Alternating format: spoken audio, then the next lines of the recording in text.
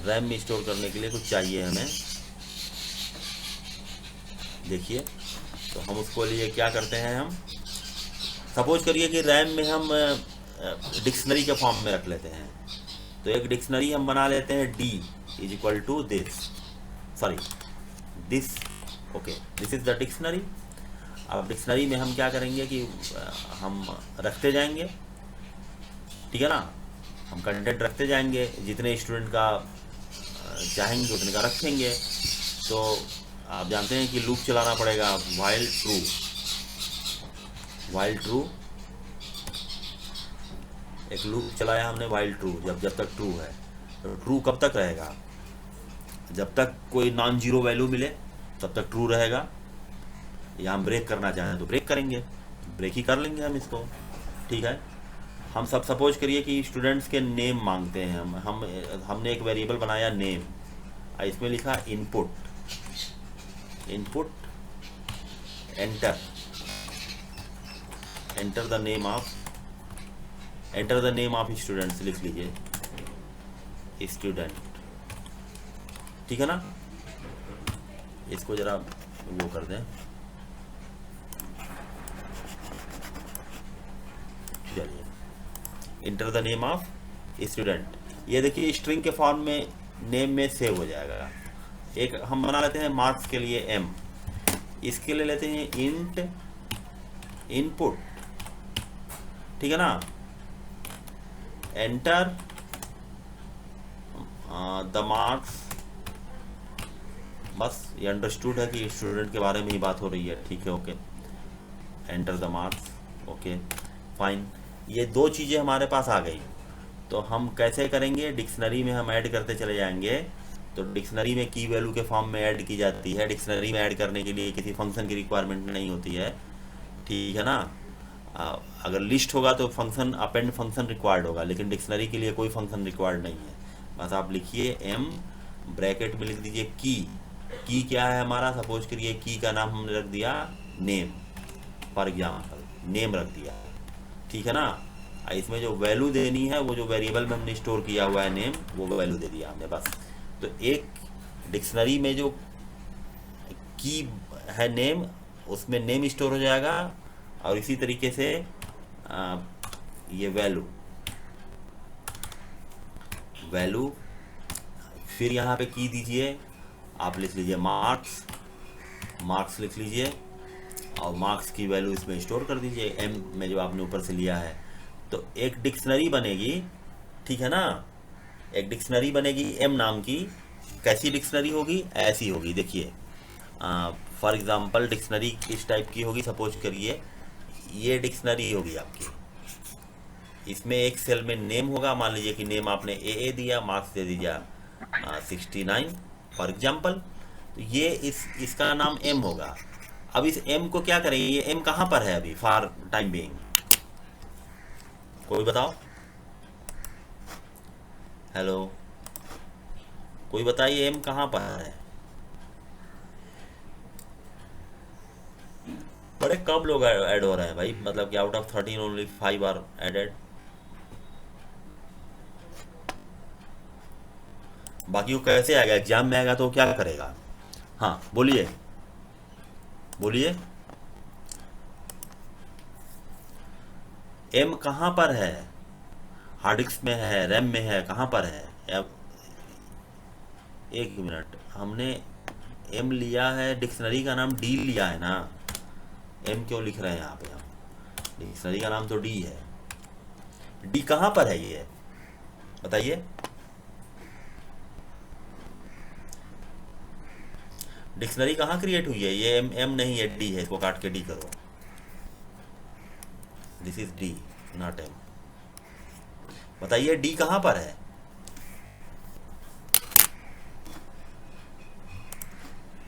Sir hard disk में। कैसे, ये जो हम बनाते हैं वेरिएबल यहाँ पर प्रोग्राम में, वो हार्ड डिस्क में बनता है। किसी भी प्रोग्राम में वेरिएबल डिफाइन करते हैं तो वो हार्ड डिस्क में क्रिएट होता है। बताओ भाई जल्दी।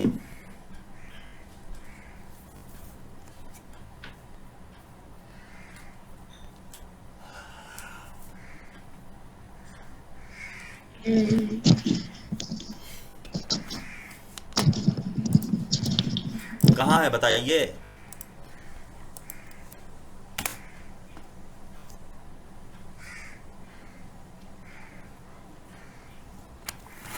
नहीं पता।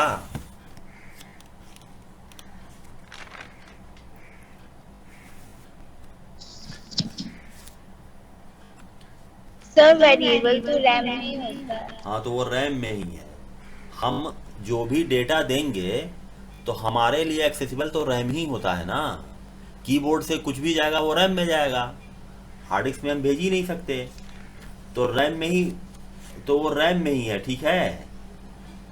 That is nowhere other than RAM, ठीक है। तो आपके रैम में डी क्रिएट हुआ और उसमें दो वैल्यूज फीड हो गई, की वैल्यू के फॉर्म में, ठीक है ना। डिक्शनरी क्रिएट हो गई, नेम, फिर जो भी आपने नाम दिया इसमें वेरिएबल में वैल्यू दिया है वो, और उसके जो भी मार्क्स एम में है वो, तो एक डिक्शनरी बन गई डी, जिसमें ये दोनों वैल्यू फीड हो गई। अब ये जो डी बना हुआ है इसको कहाँ हमें क्या करना है, हमें इसको हार्ड डिस्क में जो हमने फाइल डिफाइन की है ना मार्क्स डॉट डेट, वहाँ पे राइट कर देना है। तो उसके लिए जो फंक्शन है वो क्या है, पी डॉट डम्प्स, ठीक है। डंप, देखिए आप वेरिएबल का नाम लिखिए डी, और वो जो हमने फाइल ओपन किया है उसके फाइल हैंडलर का नाम, ताकि ये डी वहां पे डायरेक्ट हो जाए। डी कहाँ चला जाए, उस फाइल के पास जिसको फाइल हैंडलर, जिसका एड्रेस फाइल हैंडलर के पास है, जिसको फाइल हैंडलर मतलब ये एफ जो वेरिएबल है वो रेफर कर रहा है।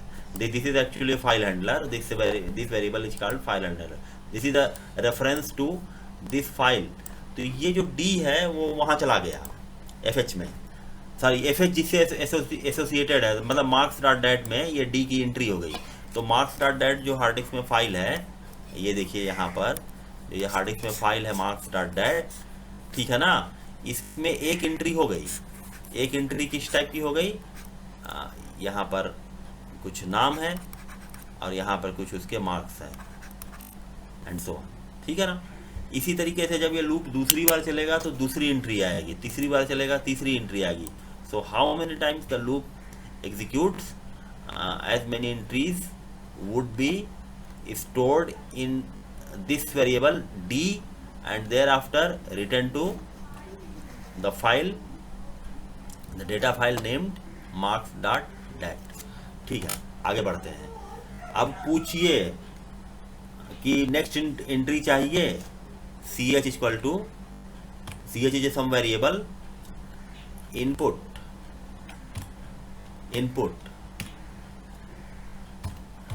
नेक्स्ट एंट्री ब्रैकेट में लिख भी दीजिए कुछ अगर लिखना हो तो, यस स्लैश नो, ठीक है ना, कि वो अपना आंसर वाई या एस में एंटर करे। तो जो भी आंसर एंटर करेगा वो सी एच में जाएगा। इफ, अब यहाँ पे ब्रेक करिए कि if c h is equal to no. अच्छा एक काम कर सकते हैं, कोई स्मॉल में अगर देना चाहे तब भी एरर ना आए तो इसको अपर में कन्वर्ट कर लीजिए। ये क्या करेगा कि अगर वो स्मॉल लेटर में देगा ना तो उसको कैपिटल में कन्वर्ट करके सी एच में स्टोर करेगा। जैसे स्मॉल एन दिया तो कैपिटल एन बना के सी एच में स्टोर कर लिया, और कैपिटल एन दिया तो वो कैपिटल है ही, कुछ नहीं करेगा ये। तो यहाँ पर एक फंक्शन स्ट्रिंग का आपने पढ़ा होगा, बस वही फंक्शन हमने यूज कर लिया है। तो यहाँ पे हमने लिखा कि if c h this equal to n, अगर एन है तो तुरंत ब्रेक कर दे लूप इसको, ठीक है ना, फिर लूप में जाएगा ही नहीं। आप क्या करिए कि प्रोग्राम को यहाँ पे इस फाइल को क्लोज कर दीजिए। अच्छा इसमें देखिए एरर यहाँ तो नहीं आना चाहिए, वो एरर उसमें आता है रीडिंग के समय में, ठीक है। हम करते हैं एफ एच डॉट क्लोज करते हैं, इसको क्लोज करते हैं और इसको कुछ नाम दे के सेव कर लेते हैं। सपोज करिए कि हमने नाम दे दिया फाइल 16 है तो उसे 17 दे देते हैं, ठीक है ना। इसको देखिए एक बार रन करा के, ठीक है। Enter the name of the student, देखिए राजन, मार्क्स 78, ठीक है, देखिए हमने ब्लैंक स्पेस दिया, उसको उसने ले लिया, मतलब एन के अलावा कुछ भी दिया गया उसने एक्सेप्ट कर लिया, ठीक है ना, हमने गलती से दब गया था। ओके, राजन, ठीक है, आ, अनिकेत दूसरे स्टूडेंट का नाम हुआ और उसके मार्क्स हमने दे दिए 78, वही प्रेस हो जा रहा 98। नेक्स्ट एंट्री नो, देखिए ख़त्म हो गया, मतलब इसने एक्सेप्ट कर लिया, वो 2 बार लूप चला, जैसे ही नो किया वो ब्रेक करके बाहर निकल गया, ठीक है ना। आप देखिएगा तो एक फाइल बनी होगी, मार्क्स डॉट डैट नाम की फाइल बनी है, देखिए यहाँ पे अगर आप देखेंगे इसको, यहाँ जाइए सी ड्राइव में और जो हमने स्टोर ये किया हुआ है, यहाँ जाइएगा, लिव में जाइएगा, देखिए मार्क्स डॉट डैट नाम की फाइल बनी होगी,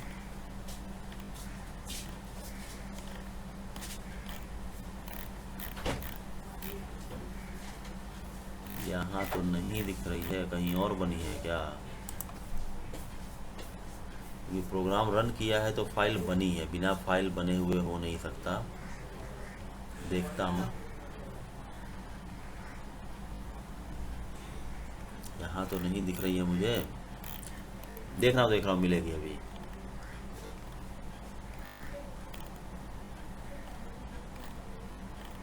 फाइल पाथ में क्या गड़बड़ी है भाई? अच्छा यही बनी होगी तब, एक मिनट यही बनी होगी, देखो मार्क्स डॉट डैट ये बनी है फाइल, देखिए।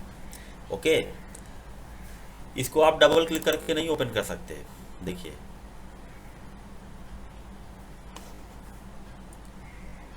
डबल क्लिक किया है ना, देखिएगा अभी,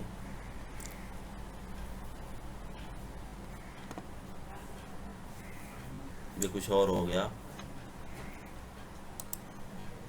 ओके, इसको ओपन करिए किसी टेक्स्ट एडिटर के साथ, फॉर एग्जांपल ओपन विथ करिए आप, ओपन विथ मान सपोज करिए कि हमने ये लिख लिया, हमने कर लिया, सपोज करिए नोटपैड का यूज कर लिया, तो देखिए ये कुछ करेक्ट फॉर्म में नहीं दिखा रहा है, मतलब इनक्रिप्टेड फॉर्म में दिखा रहा है, मतलब आप नोटपैड का यूज करके बाइनरी फाइल को नहीं पढ़ सकते, ये मैंने उसके फीचर में लिखवाया है।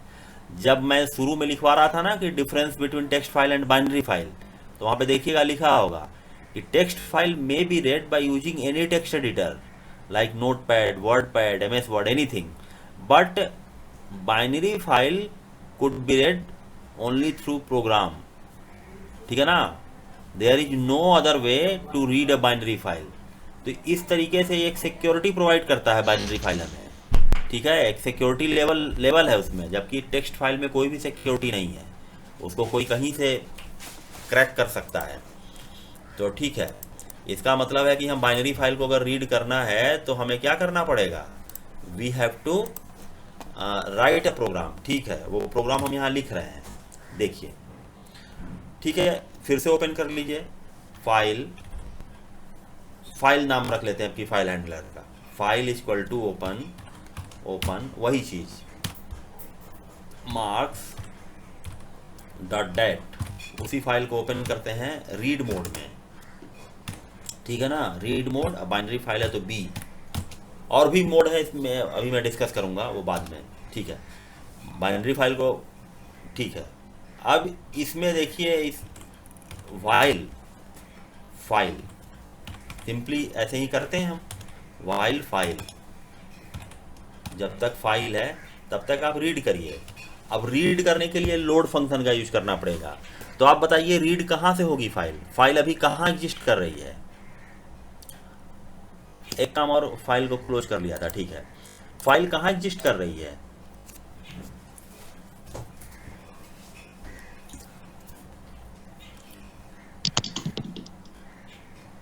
सर अब सेव हो गई तो वो हार्ड डिस्क में, हार्ड डिस्क के हमको कहाँ लाना पड़ेगा कंटेंट को, उसके कि हम डिस्प्ले करा पाए, रैम में लेके आना पड़ेगा, ठीक है ना। तो रैम में किसी वेरिएबल में स्टोर होगा, हमने डी नाम दे रखा है वेरिएबल का, ठीक है ना, हमने इस वेरिएबल का नाम क्या दे रखा है,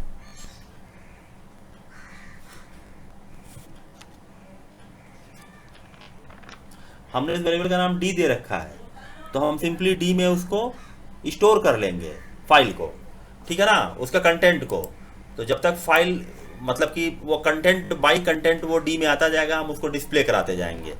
तो देखिए, तो पी डॉट लोड, जैसे यहाँ पी डॉट डंप हुआ था ना, P dot load, P dot load, और जो जिससे फाइल एसोसिएटेड है फाइल, अच्छा ये फाइल जो हैंडलर है हमारा, इससे मार्क्स डॉट डेट एसोसिएटेड है, वो क्या करेगा कि उसको रीड करना शुरू करेगा, और रीड करके फर्स्ट जो कंटेंट आएगा उसको हमने डी में रख लिया। बात क्लियर हुई? सिंटेक्स जरा इससे इससे डिफर कर रहा है, देखिएगा यहाँ पे तो हम जस्ट डी को पास कर दे रहे थे ना उस फाइल में, यहाँ पर हम उसको रीड कर रहे हैं और उसके कंटेंट को यहाँ पे स्टोर करना पड़ेगा कहीं पर भी, तो हम डी में ही स्टोर कर लेते हैं, पहले का बना बनाया है वो तो हर बार रेफरेंस आता है उसका, ठीक है। D equal to p dot load file, हमने इसको डी में स्टोर कर लिया। अब इसको आप चाहें तो सिंपली प्रिंट करा दें, सबसे मतलब सिंपल देखने का तरीका ये है, और जब तक ये रहेगा तब तक ये लोड ये करेगा, देखिए। लेकिन ये इतना सिंपल नहीं है, अभी हमको ट्राई और एक्सेप्शन का यूज करना पड़ेगा, क्योंकि ये मेरे समझ से एरर देगा। देखिए फाइल डॉट क्लोज कर लेते हैं, है इतना ही, लॉजिक यही है जो हमने लिखा है, लॉजिक यही है। मतलब लैंग्वेज टू लैंग्वेज इम्प्लीमेंटेशन में वेरिएशन वेरी कर जाता है ना, तो हमें पाइथन में इसको इम्प्लीमेंट करने के लिए इस लॉजिक को कुछ एडिशनल टूल का यूज करना होगा। अभी हम उसको देख रहे हैं, सपोज करिए कि हमने इतना कर लिया, okay okay. Enter the name of the student, कुछ भी नाम दे दीजिए, ए, मार्क्स दे दीजिए, anything, yes, next entry yes, R, marks दे दीजिए कुछ भी, एनीथिंग, नो। ये देखिए एरर दे दिया ना इसने, ये देखिए दिखा तो दिया इसने, लेकिन रन आउट ऑफ इनपुट हो गया। मैंने वो बताया था ना कि जब फाइल का एंड आता है, जैसे हम नॉर्मल भी जब ओपन कर रहे थे ना फाइल को, तो फाइल के एंड को टर्मिनेट करने के लिए वहां पे हमें मैकेनिज्म यूज करना पड़ रहा था ना। हेलो, नॉर्मली भी टेक्स्ट फाइल हो रहा था तो उसके एंड के बाद भी वो चला जा रहा था, तो हम उसके लिए क्या कर रहे थे कि जब उसका कंटेंट जीरो हो रहा था तो हम ब्रेक कर रहे थे। इसी टाइप का याद है मैं जो कर रहा हूं? क्लियर हो रही है मेरी बात? Hello, yes sir. हाँ, टेक्स्ट फाइल में भी ऐसा हो रहा था, तो हम उसके कंटेंट को ब्रेक करने के लिए हम क्या कर रहे थे, हम उसके कंटेंट को रीड कर रहे थे कि अगर कुछ ना आए, मतलब जस्ट एक डबल कोट लगा दे रहे थे और उसके बाद उसको वहां पे ब्रेक कर रहे थे। इसी टाइप का काम हमें यहाँ करना है। नहीं तो रीड तो कर लिया इसने, दिखा भी दिया कि नेम ए, मार्क्स उसके इतने, नेम दिस, मार्क्स इतने, लेकिन ये रन आउट ऑफ इनपुट हो गया, मतलब वो रन करता ही जा रहा है और अंत में एरर देके निकल गया है। तो इस एरर को हैंडल करने के लिए हमें जब भी इसको करना है तो वो ट्राई और कैच ब्लॉक के अंदर करना है। TRY, देखिए बहुत सिंपल है, कुछ इसमें ऐसी बात नहीं है। ट्राई, देखिए कोलन लगाइए, इसके अंदर जो रखना हो रख दीजिए। मान लीजिए हमने व्हाइल वाला स्टेटमेंट रखा है, क्योंकि यही है हमारा एंड, ओके। अब देखिए एक्सेप्शन,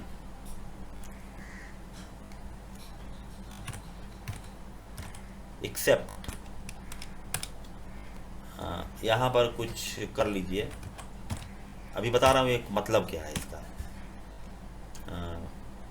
दैट्स ऑल, कुछ भी लिख लीजिए यहाँ पे, दैट्स ऑल, या जो लिखना हो लिखिए, हमने यही लिख लिया दैट्स ऑल, जो रिक्वायर्ड हो लिख। ये कर क्या रहा है बेसिकली, ये एक ब्लॉक है, ट्राई और एक्सेप्ट एक ब्लॉक है। ये करता क्या है ब्लॉक, कि जब भी एरर क्रिएट होगा, मतलब जब तक एरर नहीं क्रिएट होगा तब तक तो ये ट्राई के अंदर वाला एग्जीक्यूट करेगा कंटेंट। जैसे ही एरर क्रिएट होगा, ये इसको, ये एक्सेप्ट में जो लिखा है ना, अच्छा एक्सेप्ट में हमको एरर बताना पड़ेगा, ऐसे नहीं होगा। We have to clear cut define the error. तो हम एरर को देख लेते हैं कि उसको कैसे लिखा जाता है, क्योंकि सिंपली एक्सेप्ट लिखने से काम नहीं करेगा वो, हमें एरर का नाम देना पड़ेगा, ठीक है ना। तो इसके कांस्टेंट, मतलब कि जो एरर, देखिए एंड ऑफ, हमारा हमें पता है कि एंड ऑफ फाइल का एरर है। ये बात क्लियर हो रही है? ये एरर वही आ रहा है ना हमारा एंड ऑफ फाइल एरर। जब फाइल ख़त्म हो जा रहा है तो उसके बाद भी ये उसको एंड मिल ही नहीं रहा है। तो this is a kind of error which is end of file error. ऐसे बहुत सारे एरर होते हैं। ये एक्सेप्शन हैंडलिंग एक पूरा अलग टॉपिक ही है। मतलब एक, अगर आप लोग हायर लेवल पे पढ़िएगा तो एक्सेप्शन हैंडलिंग इस चैप्टर का नाम होता है। ये पूरा अलग टॉपिक है। इसमें जितने एरर्स होते हैं सबके बारे में डिस्कशन किया जाता है।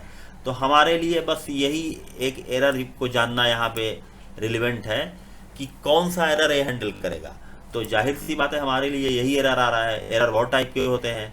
तो हमें जो एरर हैंडल करना है वो यही एरर हैंडल करना है कि जब फाइल एंड हो जा रही है तो उस एरर को बाकायदा है कि यहाँ पे बताया गया, जैसे कि वो नहीं होता है कि मैथ को करते हैं तो m.pi एक कांस्टेंट है, वैसे ही एरर का जो नाम है यहाँ पे वो यही है, this is stored in form of constant. तो जैसे ही एंड ऑफ फाइल मिलेगा, ठीक है ना, जैसे ही एरर मिलेगा वैसे ही ये वाला कोड एग्जीक्यूट हो जाएगा। देखिए F5, ठीक है, name of the student A marks this, yes, name of the student NN marks this, yes. अच्छा एक और चला आया M मार्क्स दिस, नो। ये देखिए दैट्स ऑल। जैसे ही एरर मिला उसने वो वाला एग्जीक्यूट कर दिया, दैट्स ऑल। पिछली बार क्या हो रहा था कि वो एरर दे रहा था, हमने उसके लिए हैंडलिंग के लिए कुछ नहीं लगाया था। तो समझ में आया होगा ये चीज़। तो एक बहुत ही सिंपल सी बाइनरी फाइल हमने आज डिस्कस की है कि कैसे हैंडल करें बाइनरी, मतलब बाइनरी फाइल कैसे क्रिएट करें और कैसे उसको डिस्प्ले करें। बेसिकली बाइनरी फाइल यही है, सबसे फंडामेंटल तो यही है बाइनरी फाइल का, कि हम कैसे क्रिएट करें उसको और कैसे उसके कंटेंट को डिस्प्ले कर दें। ठीक है, तो समझ में आया होगा। इसके बाद कल हम इसको कुछ चीज़ें जो है उसको हम लिखवा देंगे इन फॉर्म ऑफ नोट, और फिर उसके बाद और आगे बढ़ेंगे। अभी ये ख़त्म नहीं है, इसमें कुछ छोटे छोटे हैं इसमें, लेकिन फंडामेंटली इतना यही सब है। ठीक है।